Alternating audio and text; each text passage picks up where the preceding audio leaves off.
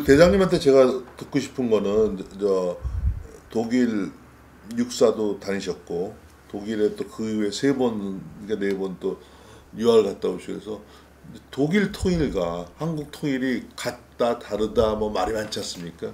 그 통일 전에도 가시고 통일 후에도 가셨지 않습니까? 네. 그래서 제가 이제 독일 유학을 4번을 갔는데 네네.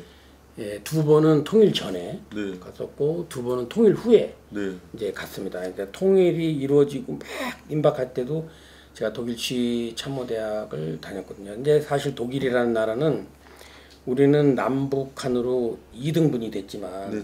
사실 독일은 4등분이 됐어요. 네. 그러니까 러시아, 프랑스, 영국, 네 나라가 관리하는 걸로 돼 있다가 네. 영국과 프랑스, 미국이 관리하는 그 3등분이 합쳐진 거죠. 그렇죠. 그러다 보니까 동독과 서독의 인구든 국력이든 땅이든 서독이 3배였어요. 네, 그래서 굉장히 많은 국력의 차이가 처음부터 형성이 돼 가지고 결국 저는 이제 그 현장에서 군사 통합에 대해서 주의 깊게 바라봤는데 동독군은 사실은 원칙이 대등한 통합이 아니었고요. 동독군 해체 그리고 각자 알아서 개별적으로 서독군에 편입을 신청한 거죠. 그런 식이었어요? 예, 그렇죠. 해체 모이네 완전히. 그렇죠. 해체 모이. 그렇게 하면서 대령 이상은 강제 전역, 중령 이하만 받아준다. 네. 그 중령 이하 중에서도 우리로 말하면 뭐 기무부대라든가 네네. 정훈병과 네네. 안 받아준다. 네. 정치적인 그렇죠. 정치적인 네. 영향을 주는. 네. 다만 전투병과에서 받아준다. 네. 그리고 또 독일군 동독군 중령이요. 네. 그때는 서독군보다 진급이 한 10년이 빨랐어요. 오. 짧게 유지했습니다. 네네. 장군들도 막 40대 중반. 그래서 그건 왜 그래요? 원래 저 옛날 그 냉전 시대에 바르샤바 기구의 예하의 나라들은 사람이 적어서 그런가? 아니죠. 굉장히 젊게 유지하는 성향이 있었어요. 네네네. 그래서 예를 들어서 동독군 중령이 네. 근무 연한에 따라 서독군 대위가 되는 거예요. 그러니까 중령이 중령으로 들어오는 게 아닙니다. 그리고 또 그렇게 각각 서독 연방군에 편입을 신청했어도 네네. 바로 서독 연방군에 채용이 되는 게 아니고 네. 3년간의 관찰 기간을 뒀어요. 네. 네. 그래가지고 이 자유민주주의 체제에 적응할 수 있는 사람이다 네. 라는 게 이제 결정이 되면 그때부터 서독 연방군에 정식적인 자격을 부여했죠. 그러니까 거의 동독인민군은 뭐 흔적을 찾을 수 없는 상태로 완전히 그러면 군사 통합에 있어서는 별 문제가 없었네요. 흑수 통합이 된 거네요. 완벽한 흡수 통합이었어요. 완벽한 흡수 통합. 이제 만약에 이제 우리 대장님이 대통령이 되셨어요. 그러면 박근혜 대통령의 한반도 신뢰 프로세스, 뭐 문재인이 한반도 평화 프로세스인가 뭐 이런 어떤 비전을 발표해야 될 겁니다. 이번에 어떤 대통령 후보 보니까 다시 당신이 통일에 대한 비전을 한번 얘기해라. 그러면 얘기 못 하더라고요. 근데 뭐 장군님이 대장님은 그건 하셔야 되잖아요. 얘기해 보시죠. 저는 뭐 통일을 어떻게 하겠다. 독일도 받고 한국 문제가 좀 있다는 걸 봤는데 어떤 뭐 북한 핵 문제도 포함되겠죠. 그렇죠. 우리의 통일은 자유민주주의 체제하에 통일이 돼야 된다. 네. 이념적 화합이 되지 않은 상태에서 이 통일은 하지 않는다. 그리고 대한민국의 영토는 통일도 자유가 전제돼야 된다. 그래. 하는 것이 첫 번째고 네. 그렇게 하기 위해서는 저는 대통령이 되더라도 북한이 어떤 인류의 보편적인 가치, 네. 국제 규범을 준수하는 네. 그리고 북한의 민주화를 위해서 네. 저는 북한을 도와야 된다고 생각합니다. 네. 그런 방향으로 북한이 갈 수 있도록 도와야 되고 네. 쌀 포함해서 인도적 지원은 그냥 해야 된다. 아니죠. 우선 비핵화가 우선입니까? 그렇죠. 먼저입니까? 제가 말씀드리는 이제 돕는다는 표현은 굉장히 제가 뭐 정치적으로 표현한 거죠. 네. 북한이 변화해야 된다는 뜻입니다. 네. 북한이 그런 세습 체계, 네. 인권에 대한 그 도외시 이런 여러 가지들이 선행되지 않고는 네. 우리가 그 진전을 이루기가 어렵다. 네. 그리고 핵을 보유한 북한과는 우리가 공존하기 어렵다 네. 하는 원칙이 네. 있고 네. 그래서 그런 방향으로 갈 수 있도록 돕는다는 뜻은 요구를 해야 된다. 그런 뜻을 저는 그러니까 가지고 있습니다. 북한이 변화. 예. 먼저 포기한다는 거 됩니다. 이런 네. 것을 전제해야 하겠다. 네. 그럼 북한이 지금 현재는 도발을 하고 있지 않지만 핵은 늘어나고 고도화되고 있지 않습니까? 그렇죠. 그럼 어떻게 이걸 타개해야 됩니까? 군사정권 30년 꼭 구분을 한다면 네네. 61년부터 92년 그 다음에 이제 문민정권 30년인데 사실 문민정권 30년에서 북한의 핵 개발을 막지 못했어요. 네. 사실 북한의 핵 위기는 90년대 초반에 일어났지만 네. 이 핵에 관한 하는 굉장히 일관된 장기적인 정책이 수립됐어야 되는데 네. 정권이 바뀌면서 계속 북한에 이제 어떻게 보면 이제 시간을 벌어준 거죠. 네. 핵에 대한 인식도 마찬가지입니다. 사실 김대중 대통령께서는 북한은 핵 개발할 능력도 없고 의지도 없고 없다. 하지도 않는다. 않는다. 네. 그런 인식이었지만 사실 노무현 정부 들어와서 북한이 핵 실험을 했지 않습니까? 네. 그러니까 또 인식이 또 어떻게 바뀌냐면 북한의 핵 개발은 우리 남한을 겨냥한 게 아니다. 좋은 표현이죠. 예, 그런 인식을 또 갖게 됐어요. 북한의 핵을 가져도 우리가 나중에 우리 거가 되지 않냐 뭐 이런 그런 얘기까지 하고, 하고 그랬죠. 네. 이제 그게 다시 문재인 정부 들어와서 제가 굉장히 좀 오파를 하고 있다고 생각하는 건 뭐냐면 북한의 핵을 어떤 대가를 통해서 포기시킬 수 있다 하는 환상. 네. 저는 대가를 통해서 포기시킬 수 있다고 생각하지 않습니다. 네. 그렇기 때문에 우리가 대가를 통해서 포기시킬 수 있느냐 아니냐의 기준을 갖고 우리가 정책을 수립한다면 그 정책의 방향이 다르게 나타날 수도 있다. 요번에 뭐 저기 내년 대통령 선거 전에 남북 정상회담 대가로 몇십 조를 요구했다는 설도 있지 않습니까?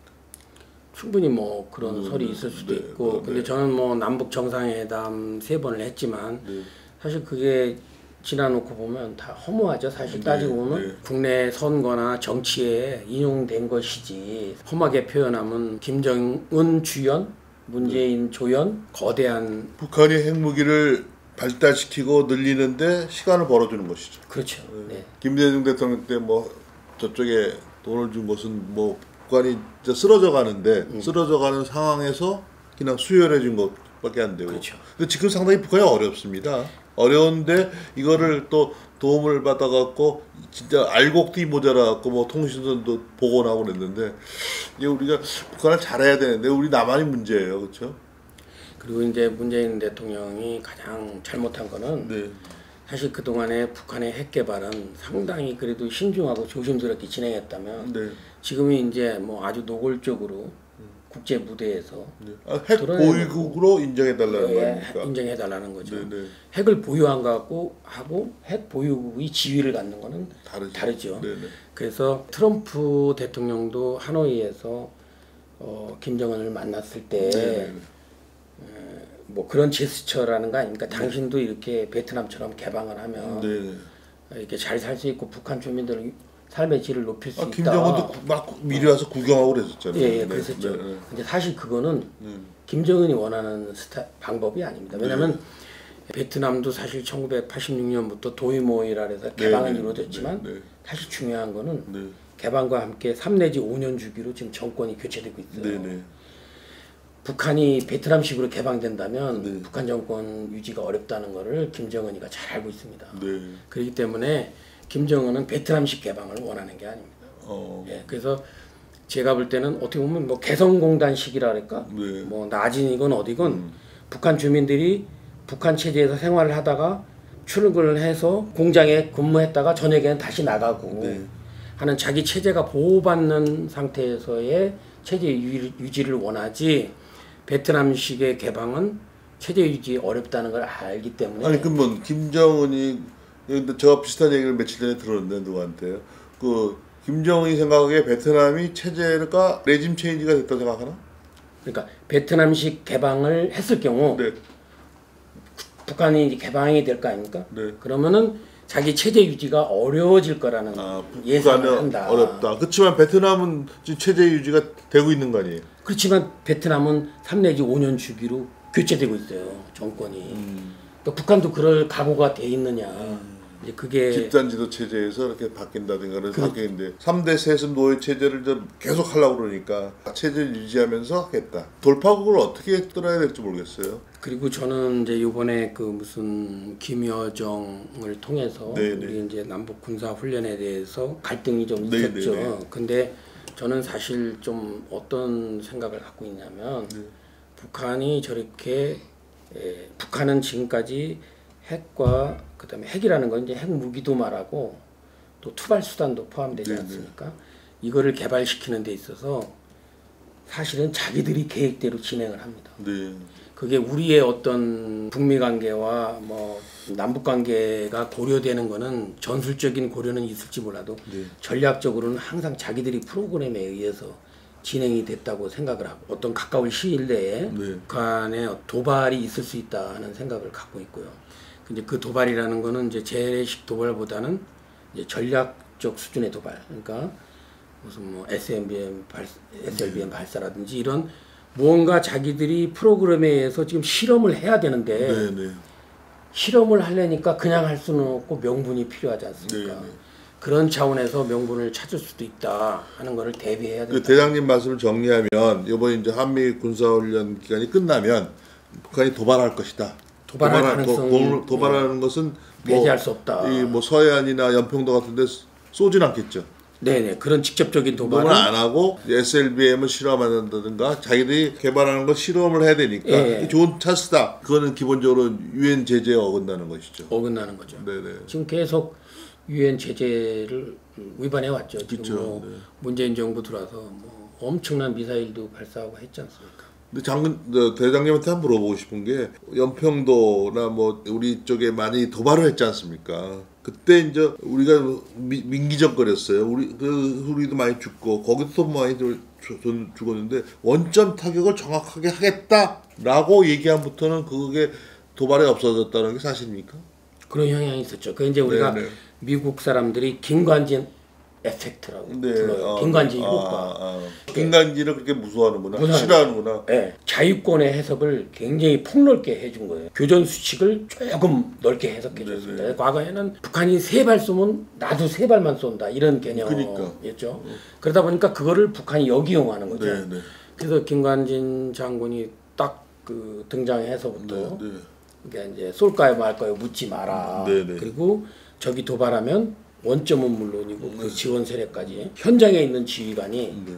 완전 응징을 해라. 언제까지? 적이 굴복할 때까지 멈출 때까지 네. 하라는 그런 지시를 전군에 내리고 모두가 다 그런 자세를 갖고 있으니까 그게 상당히 억제에 효과가 있었다. 뭐. 김관진 효과가 지금 중단된 거 아닙니까? 그렇죠. 중단된 상태고 네. 저는 그래서 남북 군사 합의도 이게 네. 상당히 좀 불공정할 뿐만 아니라 네. 어떤 군비 통제의 원칙에서도 정찰 수단 눈으로 보는 건 오히려 더 보게 해줘야 돼요. 그 지금 우리는 이제 눈이 가려져 있고 우리 이제 정찰 수단이 지금 수속됐거든요. 무인기 같은 거. 네.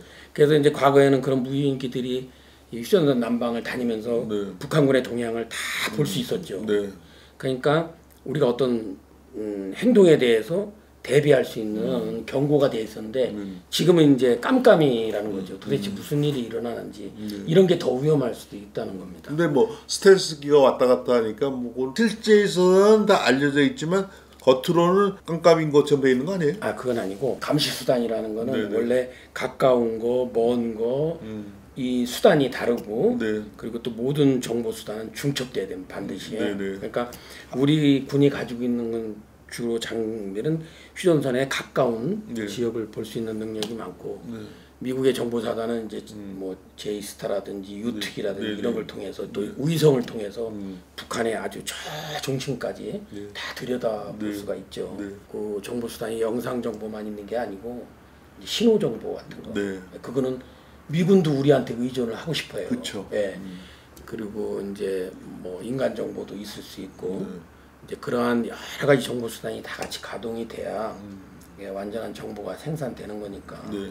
근데 GP 같은 경우도 북한이 한 160개 있고 우리는 60개밖에 없는데 둘이 똑같이 20개를 줄여버렸어요. 그러니까요. 그러면 그것도 또 폭발하는 방식을 통해서 그게 어떤 똑같이 줄인다고 알려져 있지만 사실은 많이 갖고 있고 우리는 조금 갖고 있는데 똑같이 20개씩 그런 그 뒷부분이 알려지지 않는 거지 사람들한테. 그렇죠. 그건 저희들은 불공정하다고 생각하는 거고 뭐 GP도 많이 없어졌지만 요즘에 뭐 철조망도 걷는다고 지뢰도 제거한다고 그러면 네네. 뭐 1.21 사태 때 김신조가 31명이 휴전선에서 서울 40km인데 네. 특수부대 요원들은 반나절 거리예요. 네. 그 정말 북한군이 어떤 뭐 특수 작전 부대만 가지고 수천 명을 만약에 기습적으로 돌파한다 그러면 과연 거기에 대해 효과적으로 대응할 수 있겠느냐 이런 질문을 제가 최근에 만난 예비역 대령들이 네. 제기를 하는 겁니다. 그래서 이제 지금 아프간 사태도 마찬가지고 월남전도 마찬가지고 네. 월남이 150만 대군을 갖고 있고 월남의 5군단은 당시 세계 최고의 정예군단이라고 그랬어요. 그런데 지금 나라를 버리고 도망가는 티에우 대통령이나 네. 지금 아샤라프 뭐 이름 뭐지? 가니 대통령이 네. 도망가면서 하는 말이 뭡니까? 네. 더 이상의 희생과 피해를 방지하기 위해서 난 정권을 내놓고 가겠다. 그러면은 싸우다 더 많이 죽는다. 그렇죠. 네. 만약에 그런 대규모 부대가 수도 서울에 떨어졌을 때 문재인 대통령 저는 안 싸우는 게 평화입니다라고 얘기할 수 있는 거 있다고 나는 생각을 해요. 그래서 그런 좀 위험성을 우리가 좀 예민하게 네. 대응을 해야 되지 않냐. 대장님이 마지막으로 이제 뭐 대통령 출마하는 말씀을 좀 해주시죠. 네. 국가를 지탱하는 두 기둥은 경제와 안보입니다. 동서고금을 막론하고 모든 나라는 부국강병, 경제와 안보를 균형 있게 발전시키려고 노력을 했고 다행히 우리는 조국 군대와의 선구자 박정희 대통령을 만나서 경제 자주국방의 기틀을 마련한 덕분에 오늘날 우리가 세계 10대 경제대국, 군사대국, 문화강국이 될 수 있지 않았나 이렇게 생각을 합니다. 그래서 우리는 경제도 중요하지만 경제는 먹고 사는 문제지만 사실 안보는 죽고 사는 문제거든요. 네, 그렇죠. 생존의 문제죠. 그렇죠. 네. 그래서 이 두 가지가 균형 있게 나가야 된다. 그렇게 하기 위해서는 저는 군 출신 대통령이 역량을 발휘할 수 있다고 생각을 하고 네. 또 우리 군은 정부의 모든 기능이 다 흡수되어 있거든요. 네. 이제 장교로 근무하셨으니까 잘 아시겠지만 군은 뭐 사법 체계도 별도로 갖고 있고 군사 외교도 있고 네. 국방 경제, 국방 산업, 인사, 교육, 군수, 환경, 건설, 뭐 토지 관리 다 포함된 조직인데 제가 그런 조직 관리를 통해서 리더십을 배양해 왔고 또 저는 그런 작은 노력을 통합해서 목표를 달성하는데 익숙해져 왔기 때문에 네. 저는 국가를 운영하는 데 있어서 군 출신이지만 다른 어떤 법조인이든 교수든 직업군보다는 더욱 국정을 잘할 수 있는 경험과 바탕을 갖고 있다 하는 말씀을 드리고 싶습니다. 많은 성원과 응원 부탁드리겠습니다. 네, 대장님 장시간 감사합니다. 네, 고맙습니다. 감사합니다. 교수님. 네. 감사합니다.